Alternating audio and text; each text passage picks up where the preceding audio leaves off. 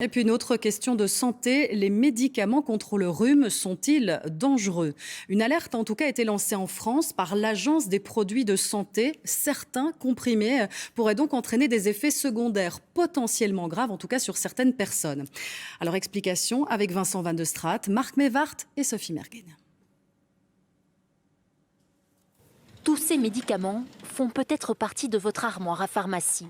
Des décongestionnants anti-rhume à prendre par voie orale. En France, ils sont désormais clairement déconseillés.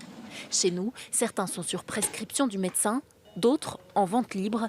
Mais les pharmaciens mettent déjà le patient en garde contre les effets secondaires. On lui demande pourquoi il le veut, est-ce qu'il l'a déjà utilisé, est-ce qu'il rince son nez au sérum physiologique, est-ce qu'il a déjà essayé un spray local.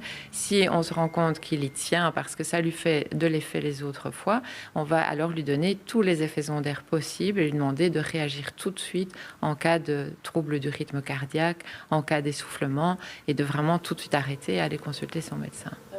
En fait, ces médicaments ont un point commun, ils contiennent de la pseudoéphédrine. Son effet, c'est de décongestionner le nez en resserrant les vaisseaux. Mais le problème, c'est que l'effet peut aussi agir sur le cerveau ou sur le cœur, provoquant un risque d'infarctus ou d'AVC. Pour l'instant, chez nous, l'Agence fédérale des médicaments ne les déconseille pas, mais invite à la prudence. Le rapport bénéfice-risque est jugé positif. Donc c'est la position que nous avons au niveau européen aujourd'hui, avec toute une série de recommandations quant au bon usage de ces médicaments afin d'en diminuer les risques. Donc ce rapport bénéfice-risque, c'est une balance entre un bénéfice et des risques. Et le risque aussi est à considérer au niveau individuel, au niveau de ce que le patient présente comme comorbidité, comme maladie sous-jacente, comme je l'ai dit. Ce qui est conseillé, c'est d'utiliser plutôt le spray nasal qui, lui, agit de manière locale et pas générale. Cette ORL rappelle d'ailleurs qu'un rhume guérit normalement spontanément après 5 jours. Elle invite néanmoins à ne pas céder à la panique.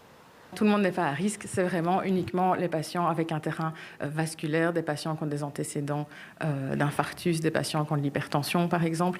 Chez ces patients-là, on va déconseiller formellement l'usage de ces médicaments.